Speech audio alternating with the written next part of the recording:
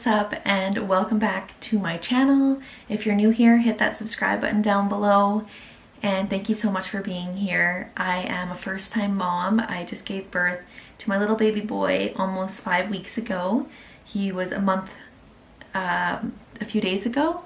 So this is him, my little boy, Cash Lark Palmer. If you don't follow me on Instagram, that's where I posted his name, Cash. There was no tradition or anything to it. We just really loved the name, and we loved the name with a K. We're just absolutely in love with him. And yeah, if you're not new here, thank you so much for being here. Love you guys so much. I used to love these birth stories. When I was pregnant with him, I used to watch so many birth stories, loving it because I needed all of the positive stories and stuff. And honestly, ours was a really positive induction story. Of course, you know, birth is a little scary, and there, not a lot went to our birth plan.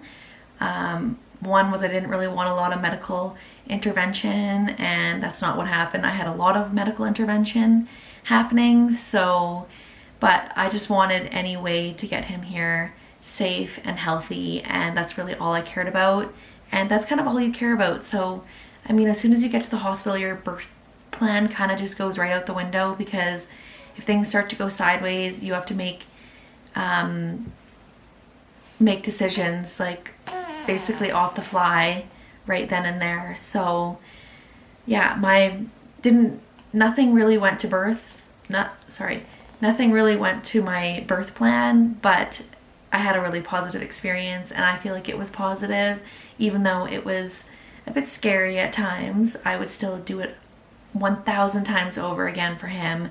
And it's like, birth is one of the most beautiful experiences, and I would literally do it all over again in a heartbeat for him. I sometimes wish, now that we're almost 5 weeks, that we could go back to that moment when he was like put on my chest and for the first time and he was born, because it is truly the best feeling in the world. And I see why it's addicting and people have multiple kids, because yeah, I get emotional over it still, because I'm like, it was just so incredible, and the woman's body is absolutely incredible. Like, yeah, I kind of just wanted to like walk you guys through my little birth story. And obviously, if you're pregnant, or if you're just here because you've already had kids, or you want to be here to watch my birth story, thank you so much for watching.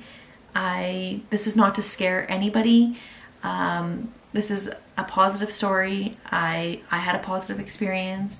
Obviously, things are a little scary when it comes to birth, but nonetheless, this is not to scare anybody or provide medical advice or anything. This is just speaking on my experience, and yeah, that's about it. So I'll just start kind of right from the beginning. Little boy, or little man, didn't really want to come out. He was really comfy and cozy in there, so we scheduled an induction for 41 weeks, and the morning of our induction we were scheduled to go into an ultrasound. So at this point we went to the ultrasound. It was March 18th when we went to the ultrasound, and it was in the morning. So we went to the ultrasound, they did it, they were like, you have a big healthy baby, everything looks really good. Anyways, we were scheduled for our induction at 5 p.m. So we went home, just relaxed and hung out, and then at 5 p.m. we headed back to the hospital. So at this time, it was 5, we got into the hospital, we checked in and stuff, and we had to wait about an hour and a half. So I don't think we actually got into a room like in triage until around 6:30. So once we got into a room at 6:30, the doctor didn't come in for another hour, so it was 7:30 by this time. And once he came in, he was like, we're gonna try and put a thing called a pessary up there, which is basically little white hormone that goes on the end. It's kind of like a tampon string, basically what it looks like. So they stick it up there, and it's supposed to help you dilate, but you're supposed to go home with it. So you're supposed to wait an hour, and then you're supposed to head home with it. So we waited an hour. They were trying me in all different positions, but in the one position on my left side, I wasn't really feeling him move a lot, and his heart rate was getting really high. So they were like, okay, we want to keep you for another like half an hour just to see. So they were trying me in all different positions, and his heart rate was still all over the place, and he wasn't moving much. So they were like, okay, we don't think he's responding well to the pessary. So they took it out, and then they said our next option is to do the Foley balloon. So I was like, okay, like let's do it. I had no idea what the Foley balloon really entailed until I got a Foley balloon. It's basically a balloon that tries to mechanically dilate you, and you're supposed to also go home with that, wait 12 hours and then come back. But the Foley balloon did not work for me. They tried it twice, but it failed twice. And the Foley balloon was an awful experience for me. Like, it was so painful. Yeah, it was very, very painful. So I wasn't willing to do it a third time. I was like done after the second time. So they were like, okay, we're going to admit you. So at this point I called my mom because I was starving, and my mom was also one of our support people. So I told her to come down to the hospital and to please bring us food because I was starving and I hadn't eaten anything. So then she was like, okay. So she went and got us food. It got to the hospital. They got us a room around 11:30, I want to say. So we got a room, and then I really wanted to have a shower because that was kind of my plan going into the hospital. I'm like, okay, we're gonna get this pessary thing put in, and then we're gonna go home and I'm gonna have a shower and, you know, get ready for birth. You know, all of that went out the window, and thank God we brought the hospital bags with us because we ended up staying. So yeah, they got us a room. We were in the room around 11:30. They wanted to hook me up to oxytocin right away, but I wanted to have a shower and I wanted to eat before they hooked me up. So they were like, okay, we're just gonna put the IV in. So they put the IV in around midnight. So it took them 3 times to actually get the IV in. So they got the IV in, I had a shower, and then they hooked me up to oxytocin around 12:30. And my big thing was, I didn't really want much medical intervention. I wanted to try and labor as long as I could before I was like, okay, I really need the epidural. But I did tell them I wanted the epidural.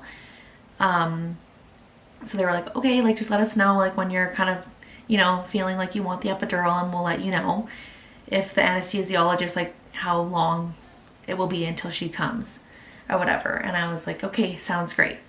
So I think I labored for about 3 hours, 3.5 hours, and I was really going through it. Like, these contractions were, in the beginning, they were pretty dull, but as time went on and they kept upping the oxytocin, the contractions were getting like shorter together and longer. So it would be like contraction, and then I'd have like 2 deep breaths and another contraction, and then contraction, 2 deep breaths, another contraction. And I was just so exhausted by this point. I had a birthing comb. I was really like fighting for my life, just like trying my best to get through these contractions, but they were really, really painful, and they were starting to really ramp up. So they're like, okay, well, we can lower the oxytocin. But I knew like if they lower the oxytocin, I was worried that we were going to slow things down. So I was like, no, like we're okay. Like, let's just keep mustering through. And they were like, okay, well, like if you want the epidural, let us know. And I was like, okay. And then the doctor came in around 3:30 to check me, and this is kind of when I felt really defeated because I was laboring for 3.5 hours, like pretty strong contractions. And the doctor came in and he was like, okay, you're 2 centimeters or 2.5 maybe. And I was like, oh my gosh, I've literally just been fighting for my life for 3.5 hours, and I'm only a 2.5, maybe a 2.5 centimeters dilated. So then at this point he was like, okay, I'm gonna try and break your water and see if that speeds things up. So then he broke my water, but when he broke my water, he noticed that there was some meconium in my water, which means little man pooped in my water. So at this point, I was like really worried, and he was like, no, don't worry, like this happens a lot for like post-date babies, like it'll be okay. And he reassured me that it would be fine. And I was like, okay, well, I mean, we'll circle back to this later on in the story. So then after that, the nurse came in and was like, do you want the epidural? Because now that they've broken your water, it could really speed things up. And I was like, no, like I just want to wait like a little bit longer. So I probably made it another half an hour. So at this point it was 4, and then at 4 I was like, okay, no, I can't do it anymore. Like I really need the epidural. And they were like, okay, they were like, it could take the anesthesiologist an hour to come, or it could be 10 minutes. They were like, we're not sure yet. And honestly, from the nurse calling the anesthesiologist to the anesthesiologist coming to my room and administering it, it was honestly like 10 minutes. So she was there in like 5 minutes in our room. And yeah, I got the epidural. And for anybody that's worried about the epidural, it is nothing to worry about. Honestly, I didn't even feel it. It literally felt like a bee sting. The contractions are way stronger and they hurt way more than what the epidural feels like. So I would not stress about getting the epidural whatsoever. It was so easy. It was like a quick little bee sting and it was done. So they did that. And then it probably took about 20 minutes, I want to say, for the epidural to kick in. And at this point, they upped the oxytocin again. Once they administered the epidural, though, they had noticed that his heart rate was kind of jumping all over the place again. So they were putting me in different positions, like on my side, on all fours, and like trying to get me to stay in these positions for long periods of time just to see if it would help. But yeah, nothing really helped unless I was laying on my right side. But for some reason, when I was laying on my right side, I could still feel all of the contractions. Like I was still feeling everything on my right side. Obviously, they weren't as bad. Like I'm sure they would have been 1,000 times worse if I didn't have the epidural. So they were manageable. And that's what I told them. I was like, it's manageable. Like I'll be fine. And I just wanted him to be okay. That was the main thing for me. So yeah, and then we tried the peanut ball. So we did the peanut ball for a while.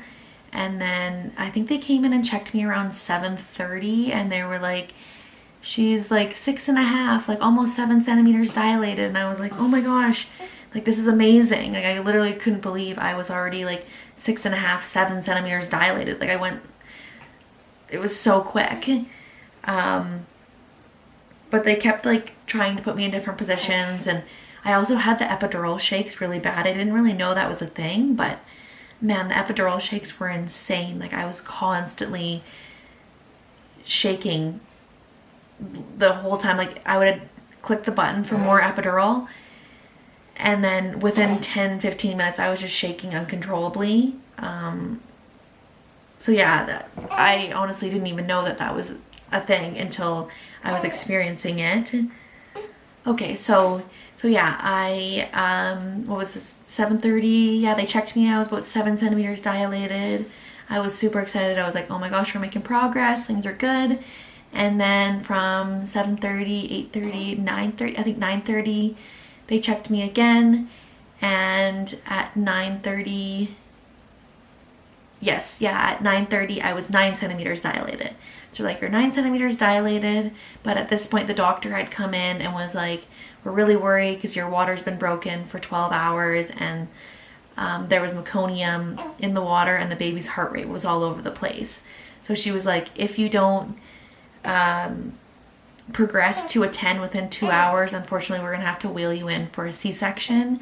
They said, of course, that is like last resort, but they did want to warn me that, you know, if he wasn't progressing and if I didn't get to a 10 within 2 hours, they were just gonna wheel me in, give me a C-section. But at that point I felt really defeated because I was like, I've just been laboring for 12 hours. I feel like he's right there. Like there's like light at the end of the tunnel. Like just give me a little bit more time to just, you know, just for him to come. Like we just needed time. And they were like, okay, well, we're gonna try and fill your waters back up.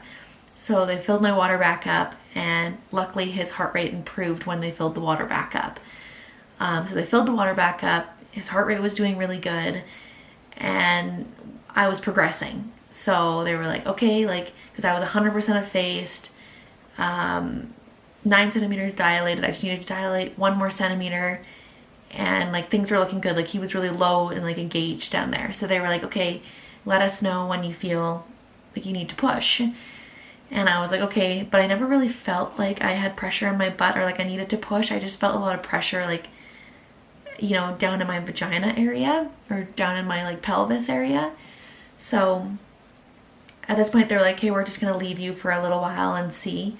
So they left me, and then they came, the nurse checked me at 11, and at 11 at 11 a.m. I was 10 centimeters dilated. So they're like, you're 10 centimeters dilated, like we can start pushing. So we started practice pushing with the nurse. We probably practice pushed for about an hour and a half. At this point, then they got the doctor to come in. So the doctor came in, and honestly, within the doctor coming in and him being here, like he was born within half an hour, I would say, of the doctor coming in, because he was born at 1:13.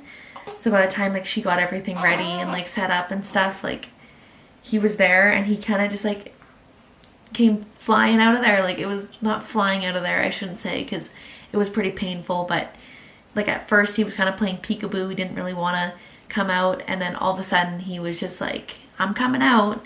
And yeah, so he came out, and she placed him on my chest, and it was like one of the most beautiful experiences ever. I like was in tears. I was so exhausted at this point. Like, I had been up for probably 30 hours or something ridiculous from the night before, and I was just so exhausted, but in like, I don't know, I was just like in so much heaven. Like, it was amazing. It was the best experience ever. But then at this point, this is kind of when things got a little scary. So they took him over to the NICU team, and they noticed that his oxygen levels were still not doing great.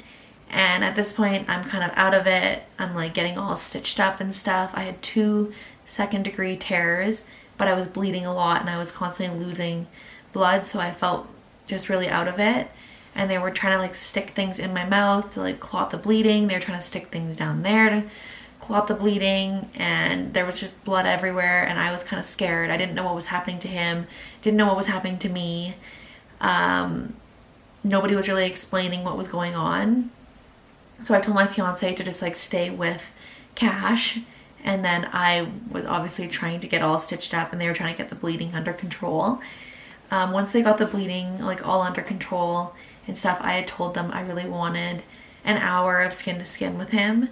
So they brought him over. I got an hour of skin to skin with him, and some family came in and got to see him, but his oxygen levels still weren't doing really good, and the doctor was like, okay, let's bring the NICU team back in. So they brought the NICU team back in. The NICU team checked him and stuff, and at this point they had made the decision that he needed to be admitted to the NICU because they were worried that he had swallowed some meconium and that he had bacteria in his blood. They're kind of trying to tell me all this stuff, but honestly everything was just going in one ear and like out the other. I was just like so out of it. I didn't even know what was happening. So I told my fiance to go with him because my fiance is better at retaining information and stuff, and he would be able to like relay information to like our families and stuff about these things. So I told him to just like stay with him. I was stuck in the bed. I didn't know what was going on. At this point my hormones are all over the place. I'm like in tears. He's not with me. He's down in the NICU. My fiance's gone down in the NICU. So my mom stayed with me, luckily, and she was there. And then once they got me all stitched up and they controlled the bleeding, I said I wanted to have a shower. So I got in the shower, had a shower, and then I wanted to go and see him after. Oh, sorry, I got the epidural removed, obviously. And then after that we had to wait a little bit. And then I had a shower that my mom wheeled me down to the NICU. So I went down to the NICU and I got to spend some time with him down there, which was good. But the nurses kept kind of coming and like checking in on me, and I was having to take medication every 4 hours, and I was having to try and go pee every 4 hours, and I was pumping every 4 hours. So like it was just a lot. I had a really positive birth experience, I would say, but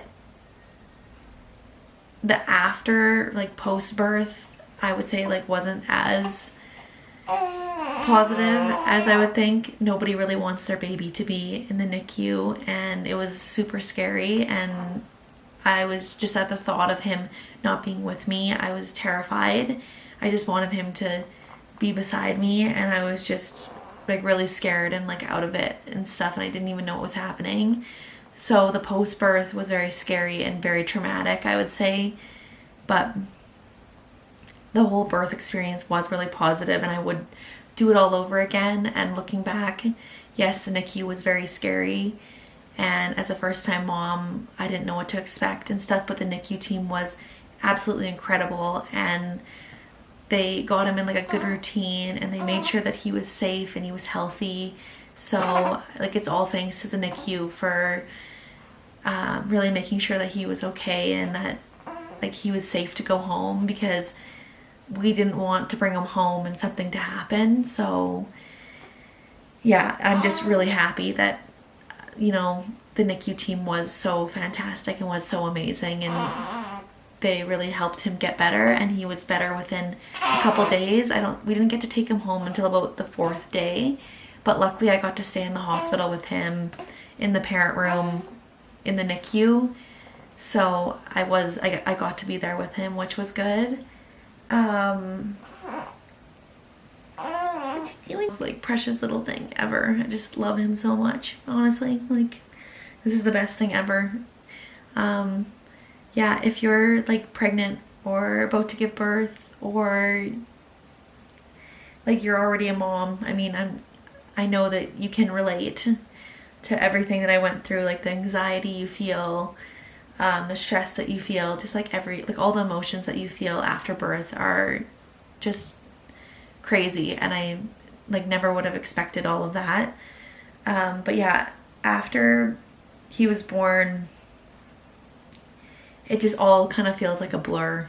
Like from the time that, you know, I was in the hospital to when he was in the NICU to when we left, it just all kind of like blurs together in my mind. But I don't want this to like scare anybody, obviously. The NICU doesn't happen to everybody, and that was the only really scary part of it. But now looking back on it, I'm really just thankful and grateful for everybody and all of the nurses and my family and everyone just being there to be so supportive and amazing. And yeah, I would honestly do it 10,000 times over again to get him. So if you're currently pregnant and you're a little stressed and nervous about giving birth, I would not be stressed or nervous. Our bodies are literally built for this. So, and that's just like a good reminder that our bodies are literally built for this. So, and we do this all the time. So it's like one of the most incredible things that you'll ever do. And I had a great experience. So yeah, I hope that this just brings light to birth, and that my positive experience makes you a little less nervous. And yeah, I'm so grateful and I'm so thankful that he's here now, and our family is just amazing. Like, it's just been so amazing. So thank you guys so much for being here and for watching my birth story. I probably got some of the timelines a little mixed up. I mean, everything was all a blur, but yeah, yeah, I will see you guys in my next video. And I think my next video, I'm going to take you through a newborn day in my life. So yeah, stay tuned for that. And thank you guys so much for being here. I'll see you in the next video. Bye.